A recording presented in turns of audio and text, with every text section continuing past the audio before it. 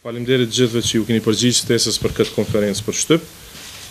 Kjo është konferenca jonë e fundit për shtyp para demonstratës së nesërme dhe edhe një herë do t'i bëjmë të ditur detajet dhe të gjitha pjesët e tjera që kanë të bëjnë me konferencë. Së pari, edhe një herë dua t'i potencojmë disa fakte politike. Të premten me 24 shkurt të vitit 2012, Kosova ka shënuar kthimin më të madh prapa në nivelin politik, pa në aspektin politik me dekadat të tëra. Përderisa gjatë rrugtimit tonë për këtë shtetësi të aspirata kombëtare, ka ndodhur shumë herë që të tjerët të na e mohojnë këtë aspirat, na e mohojnë sakrificën, na e mohojnë edhe arsyetimin e shtetësisë, edhe kombësinë, të premten qeveria jonë ishte ajo e cila e nënshkroi këtë kthim prapa. Me këtë marrëveshje, qeveria e Kosovës e ka pranuar se të tjerët kanë të drejtë të na e mohojnë shtetësinë tonë. Me nënshkrimin e të premtës, Kosova i ka betonuar edhe më tutje besimet e të gjitha atyre shtete që nuk na kanë njohur, që mund të vazhdojnë të mos na njohin, sepse tani më edhe qeveria e Kosovës e ka pranuar se shtetësia jonë është e diskutueshme në tavolinë, se mund të ndrojnë qëllimet dhe parimet, e besa nesër mund të heqin dorë edhe nga territori. Me 14 shkurt 2012, hiç më pak se 10 ditë para arritjes së marrëveshjes, ishte vetë zonja Edita Tahiri, e cile kishte deklaruar se e vetmja zgjidhje e pranueshme për Kosovën është ajo në përputhshmëri me kushtetutën e saj. Prandaj, po citoj, ajo kishte thënë se nuk do të pranohet heqja e Republikës, nuk do të pranohet fusnota dhe nuk do të përmendet rezoluta 1244. Para hiç më pak se 2 javë, një nga ekspertët kushtetues të partisë në pushtet, në një debat televiziv në Klan Kosova kishte deklaruar se heqja e Republikës dhe përdorimi i fusnotës janë shkelje e rëndë e kushtetutës së Republikës Kosovës. Dhe hiç më pak se 6 ditë nga marrëveshja, vetë kryeministri kishte deklaruar se edhe po që se opozita të kërkonte nga ai të heqte Republikën, ai nuk do ta bënte një gjë të tillë. Një natë para marrëveshjes, pasi që kishte lëshuar pe për fusnotë dhe gjëra të tjera, premtoi bile se nuk do ta pranonte marrëveshjen ku në fusnotë nuk përmendet shpallja e pavarësisë. Ky nuk është koncesioni i fundit. Me gatishmërinë e vet për të pranuar çdo gjë dhe në dëm të bazave të shtetit pavarur, nuk do të çojë gjatë e kjo qeveri do të vazhdojë të bëjë edhe koncesione të tjera, ndoshta edhe më të dëmshme, me gjithë dëmin tjetër që po ja shkakton shtetit me keq menaxhim, korrupsion dhe jo profesionalizëm. Në një shtet demokratik me institucione të forta, kjo qeveri do të jepte dorëheqje menjëherë. Por ja që dorëheqja nuk është fjalë që kjo qeveri e ka në fjalorin e saj politik. Në një shtet demokratik me institucione të forta, kuvendi i Kosovës do të mblidhej menjëherë dhe do t'i kërkonte llogari një qeverie të tillë, e cila përveç që nuk ka legitimitetin moral që të bëjë një gjë, të bëjë koncesione të tilla, nuk e ka as legitimitetin politik e ligjor për ta bërë një gjë të tillë. Në fakt, asnjë qeveri e kuvend nuk e ka të drejtën që ta zhbëjë shtetin e Kosovës.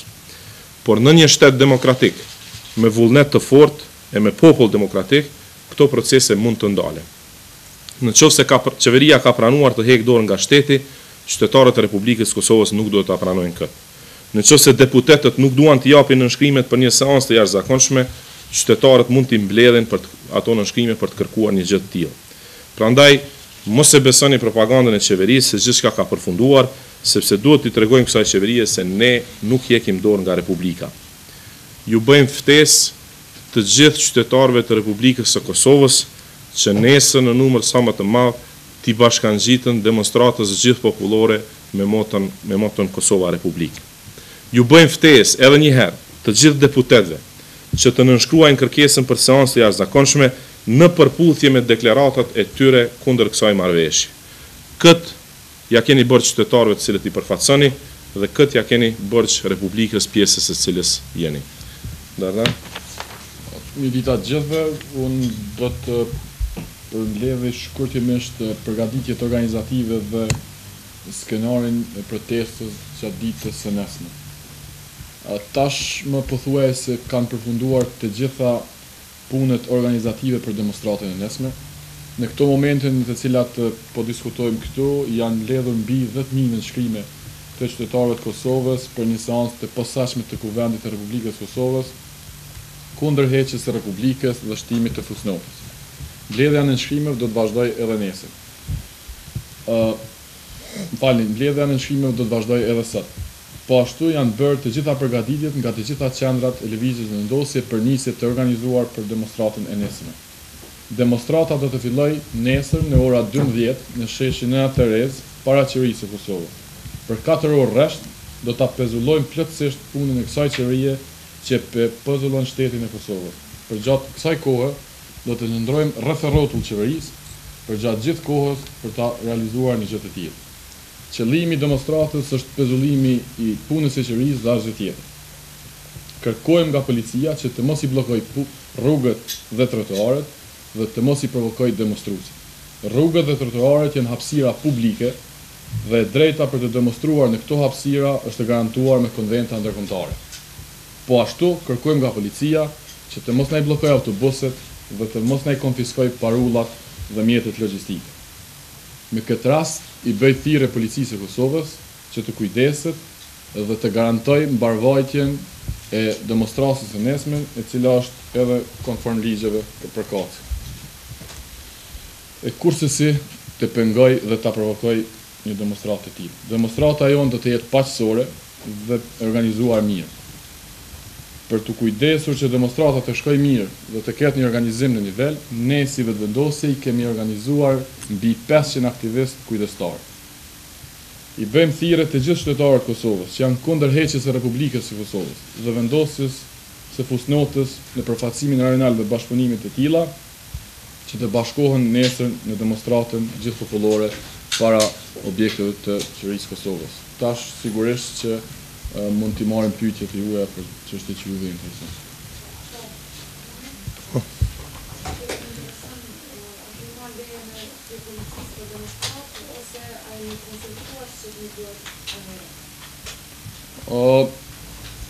Si gjithë qytetarët e Kosovës, tashmë edhe gjitha institucionet, edhe policia e Kosovës është njoftuar për një gjë të tillë. Në shumë konventa ndërkombëtare, e drejta e grumbullimit është e drejtë e garantuar dhe për një gjë të tillë nuk ka nevojë të kërkohet leje, madje as njoftim. Lejoni ta citoj raportin e avokatit të popullit mbi zhvillimet e demonstratave të 14 janarit dhe të 22 janarit. Po citoj pika 10. As me 14 janar dhe as me 22 janar, organizatorët e protestës nuk kanë kërkuar leje nga policia për mbajtjen e protestës. Edhe pse kjo nuk është kërkesë ligjore në një shoqëri të hapur dhe demokratike. Ne si vetëvendosje mendojmë që shteti i Kosovës duhet të jetë një shtet i hapur dhe demokratik, dhe sjellja jonë e organizimi i demonstratës së nesëm ka të bëjë me këtë frym ku ne do të ndërtojmë një shoqëri të hapur dhe demokratike dhe jo një shoqëri e cila është e kontrollit dhe autoritare siç po thotë.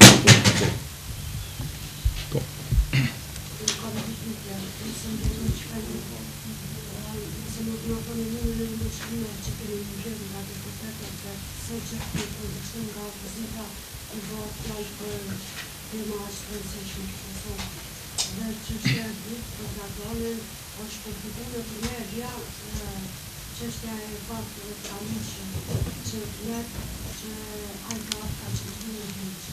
Se një raport i policisë, se gjithë ky hezitem që kemi një përgjigje nga ona e njëtimi.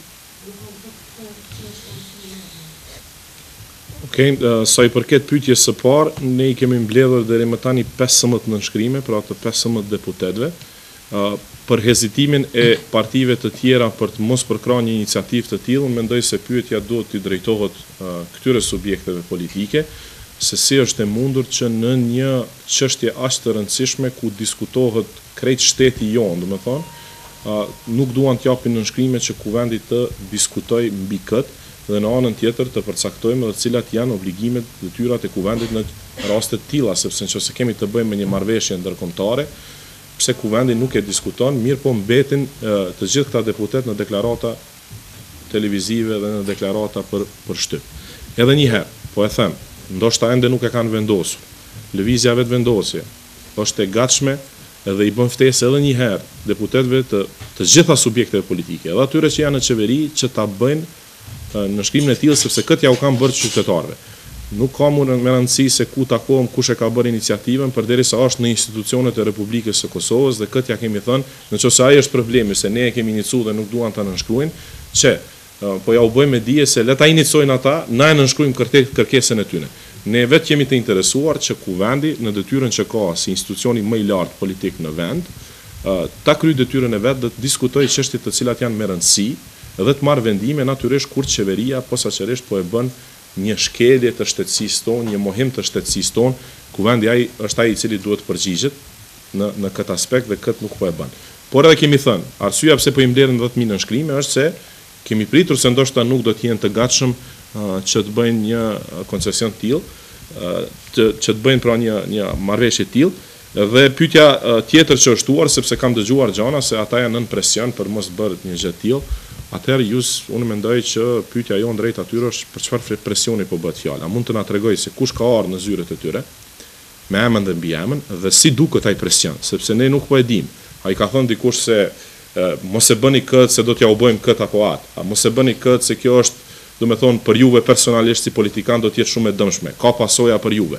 Ti dim çfarë janë këto presione, sepse vetëm të thuash nuk po bëjmë gjatë tilla, apo po i bëjmë këto koncesione në Bruksel, sepse kemi presion të madh, ta dim nga kush po vjen ai presion. Këto gjana mendoj se ne si qytetarë të Republikës kemi të drejtë të dim, si qytetarë të dim sepse janë koncesione të mëdha, edhe nëse po flitet për presione dhe shantazhe, atëherë dikush një politikan që bën koncesione në dëm të shtetit për shkak të presioneve personale, duhet të largohet nga aty dhe t'ia lejë në duar të tjerëve, të cilët nuk do të shantazhoheshin dhe nuk do të jenë në presion për gjëra të ndryshme të tjera. Që do të përgjigj në orë 2, po mos i tu drejtu ty se sot jemi këtu dhe jemi mbledhur për një konferencë për shtyp për momente shumë të rrezikshme në për të cilat po kalon Kosova. Nuk është ky shqetësim i vendosjes, ky është shqetësim i gjithëve tash. Dhe shpërqendrimi dhe futja e temave të cilat janë të panevojshme dhe vetëm sa për ta shmangur vëmendjen, mendoj që janë të dëmshme dhe nuk i hyjnë kurse në interes të qytetarëve të Kosovës. Ne tashmë edhe si lëvizje, edhe unë personalisht, edhe zoti Albin Kurti i ka mbajtur qëndrimet për shpifjet e deputetit Haxhiu dhe nuk kemi asgjë të re të shtojmë sepse nuk ka kurrë gjë të re. Këto janë shpifje, kanë qenë shpifje dhe do të jenë gjithmonë shpifje.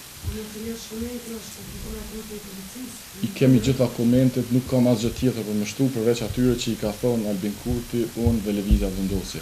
Gjitha këto janë shpifje, janë të pavërteta dhe mendoj që nuk ja vlen as të komentohen dhe ta hupim këtë konferencë e shtetit. Ne po flasim për lëkundjen e shtetit, lëkundjen e bazave të shtetit, heqjen e Republikës, koncesionin më të madh që ka bën ndonjë politikan në emër të Kosovës, dhe tani po mundohet që kjo të zbehet me disa shpifje të radhës, të cilat, nëse kjo është temë sot, do me thonë në anën tjetër po mundohet që të zbehet nga tema e Republikës. Jo, koncesioni është bë, Republika po zhbëhet, qeveria po e bën një gjë të tillë dhe kurfar shpifja apo raporti nga deputeti Haxhiu nuk mund ta shpërqendroj vëmendjen e qytetarëve të Kosovës nga temat me rëndësi. Po. Edhe në politikë Kosovës. Po këtë po mundohem që ta kuptojmë. Për këtë po e kërkojmë një komision hetimor të Kuvendit të Kosovës për shërbimin informativ të Kosovës që ta kuptojmë se ku është i instaluar. Por prapë po e them, nuk është kjo tema e konferencës sot, më mirë të diskutojmë për atë se çka po bën qeveria e Kosovës dhe si janë bë ato zhbërje dhe ato koncesione. Lutem.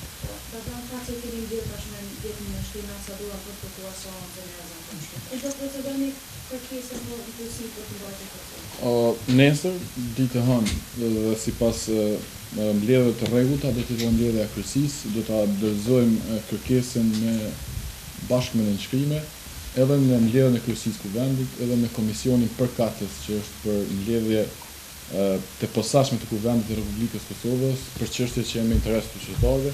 Kjo punë do bëhet gjatë ditës së nesër. A do të kërkoni që të bëhet brenda kësaj jave apo? Ne tashmë ka kalu një javë për si kem kërku të marrët një seancë e jashtëzakonshme. Mendoj që është e pa drejtë që gjithë ata që kanë kritikuar, të filluar edhe nga kryetari i Parlamentit të Kosovës, që kritika kanë në kulmin e saj, por veprimi është në minimumin e saj. Mendojmë që Kosova sot nuk ka nevojë për fjalë, ka nevojë për veprime konkrete, dhe çështë tha dhe Shpendi, gjithë ata që janë të interesuar dhe që kanë gatishmëri për me kundërshtuar një gjë të tillë në gjitha momentet dhe në të gjitha pozitat që janë duhet ta bëjnë një gjë të tillë. presim që kërkesën e cila tashmë është për mbi 10.000 qytetarë edhe gjatë ditës së sotme që do vazhdoj do të shkojmë edhe me shumë mira të tillë, ta respektoj kryesia e kuvendit, komisioni përkatës dhe mundësisht seancat të jetë pas nesër ose të nesër. Ne kemi kërkuar tashmë dhe presim prej atyre të cilët janë përgjegjës për një gjë tillë.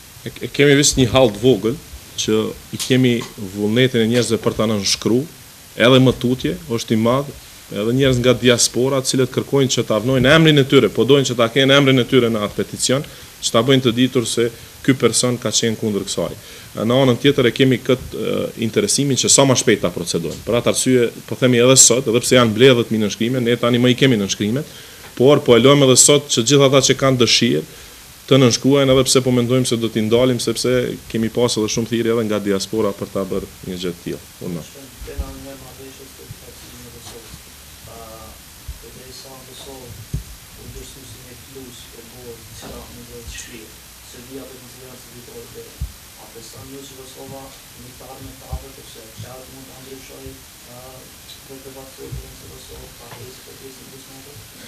Së pari, unë mendoj se ne nuk duhet ta shohim se si po reagon Serbia ndaj saj për ta vlerësuar se është një marrëveshje e mirë apo e jo. Pa marrë parasysh deklaratat që vinë nga Serbia se kush është gëzuar dhe është fitore, ne po e shohim këtë si një marrëveshje e cila është në dëm të shtetit tonë. Edita Tahiri mund ta qunë edhe flus këbore, si të doj, por kjo është hera e parë që dikush nga Kosova e pranon që të tjerët kanë të drejtë të na mohojnë shtetësinë tonë, sepse të tjerët e kanë bërë edhe në të kaluarën. Serbia nuk e ka pranuar Kosovën edhe ato 5 shtetet e BE-s. Por kjo është hera e parë që dikush nga Kosova ju thot atyre mirë keni, mund të diskutojmë për shtetësinë, nuk e kemi pas për një mend, mund të thuani se është e kontestueshme, edhe kur të nënshkruajmë marrëveshje mund të shkruajmë që nuk jemi të barabartë me shtetet e tjera. Ne mendojmë se shumë shpejt mund ta zhbëjmë këtë marrëveshje nëse është reagimi i qytetarëve i madh. Do të thonë ne po mendojmë se kudo që kemi shkuar, se kemi mbajtur shumë tubime këto ditë, qytetarët e Kosovës nuk e pranojnë një gjë të tillë. Dhe kjo është demokracia. Nëse qytetarët janë kundër një marrëveshje, nuk ka politikan i cili mund ta nënshkruajë në kundërshtim me vullnetin e saj. Ne nuk po dëshirojmë që të lejojmë që kjo marrëveshje të betonohet dhe të thuhet se mbaroi kjo, tash e presim një gjenerat tjetër e cila do ta zhbëj kët mas 10 vjetëve kët. Jo, nuk e duam kët kthim prapa. T'ja u bëjmë me dije të tjerëve se ne nuk e pranojmë. Dhe unë besoj se gjithë edhe bashkësia ndërkombëtare, kur të sheh një reagim të qytetarëve, i cili tregon qartë se kjo është e papranueshme, unë mendoj se ata, si shtete demokratike që janë, do ta respektojnë vullnetin e popullit të Kosovës. Po. Partia Nacionale Demokratike sot në një konferencë ka se partitë opozitore nuk kanë qenë të bashkuar për ta kundërshtuar Kosovën. Ne ka qenë të hanën. Të hanën e kaluar i kemi dërgu letër 2 subjekteve tjera opozitare, LDK-s dhe AAK-s, për të kërkuar një takim urgjent me krerët e këtyre partive dhe me shefet e grupeve parlamentare, që të diskutohen hapat e ardhshëm se si të veprojmë në këtë gjendje jashtëzakonisht të vështirë për shtetin e Kosovës. Nuk ju jam përgjigjur kësaj ftesë edhe pse ka pas diskutime të natyra tilla dhe thash, arsyetimin nuk e di sepse nuk kemi marrë përgjigje zyrtare mbi atë se cila ka qenë arsyeja se pse ata nuk duan të takohen. Në qoftë se mendojnë se iniciativa nuk është duhet merret nga vetëvendosja apo nga dikush tjetër, ne prap ju kemi thënë, i keni nënshkrimet tona për çfarëdo seance për ta diskutuar këtë në mënyrë transparente dhe demokratike. Prandaj, edhe një herë po e them, lëvizja vetëvendosje sot është e gatshme të bashkërendohet me gjitha subjektet e tjera, me gjithë deputetët edhe të partive në pushtet, për të diskutuar këtë, sepse po mendojmë se ka edhe deputet të partisë pushtet që nuk pajtohen me këtë. Kjo qëndron mbi interesat e subjekteve politike dhe partive. Kjo është diçka që na prek të gjithëve, dhe si e tillë duhet që sa më shpejt ulemi diskutojmë të shohim se si t'ja bëjmë që mos ta betonojmë që këtë mendim personal të Hashim Thaqit dhe Edita Tahirit mos ta kthejmë në mendim zyrtar të Republikës Kosovës. Thonë që janë gjetur në shkrimet në këta person të çka nëse diskutohet në kuvend, çka mendon të shkojë në tutje? Po, ne mendojmë Partia politike opozitare ka thënë që nëse debatohet, atë veç betonohet se ka bërë ju, kështu është këtë marrëveshje e arritur. Jo, nëse arsyetimi i këtyre partive tjera është që mos kërkoni seancën kuvend sepse pastaj do të humbi me vota, mos bëni protesta sepse kjo është jashtë institucionale.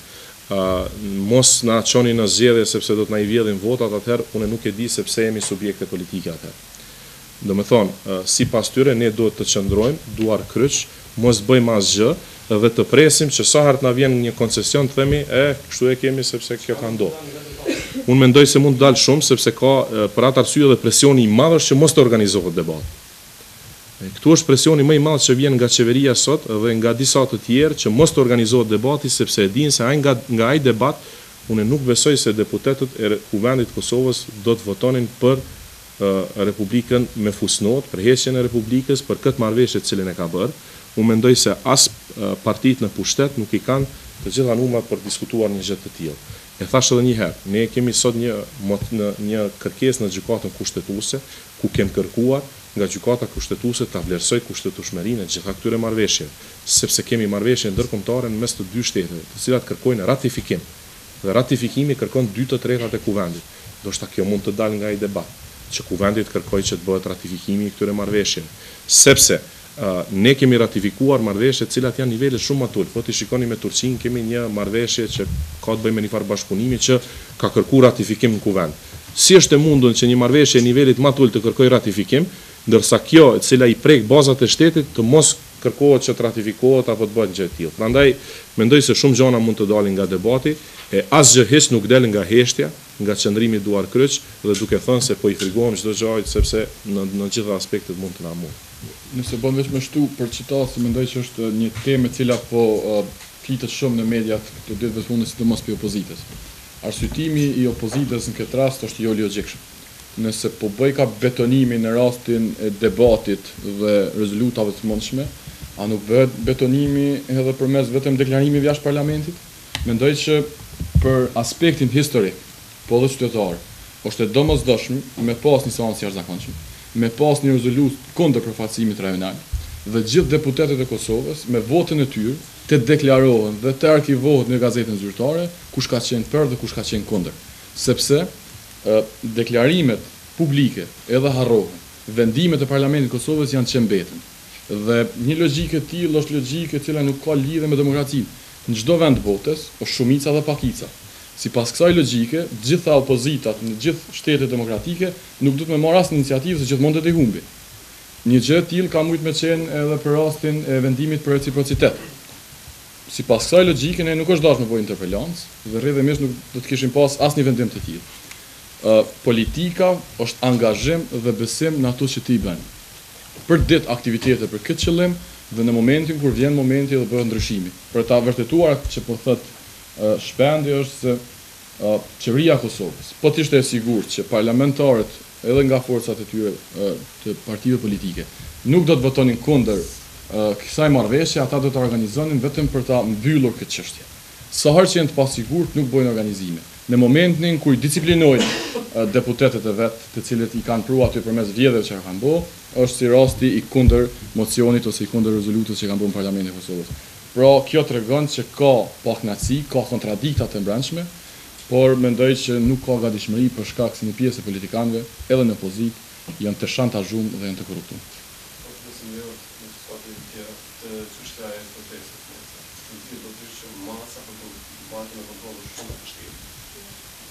Si kemi menduar ju që kampanja e kontrollit të masës, që mos ketë provokime derisa ju thot policinë që mos të marrë kampanja.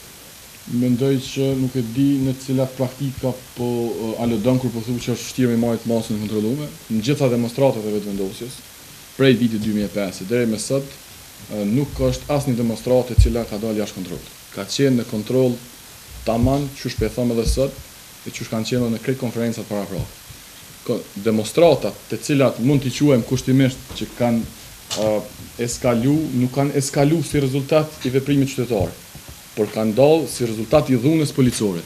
Sot e keni raportin e avokatit popullit i cili thotë që dhuna e policisë Kosovës është e padrejtë, jo në përputhje me ligjet dhe është dhunë policore dhe për mateja i shkon edhe më larg ku thotë që është e papranueshme që policia e Kosovës në ballafaqim me qytetarët jetë pa shenja identifikuese, sepse ky është para përgatitje për sulm ndaj protestës. Nëse protesta e nesme shkon gjithçka sipas skenarit të vetëvendosjes, ku përveç atyre që i thash edhe numrit të madh të kujdestarëve, gjithçka do të përfundoj siç po e them sot.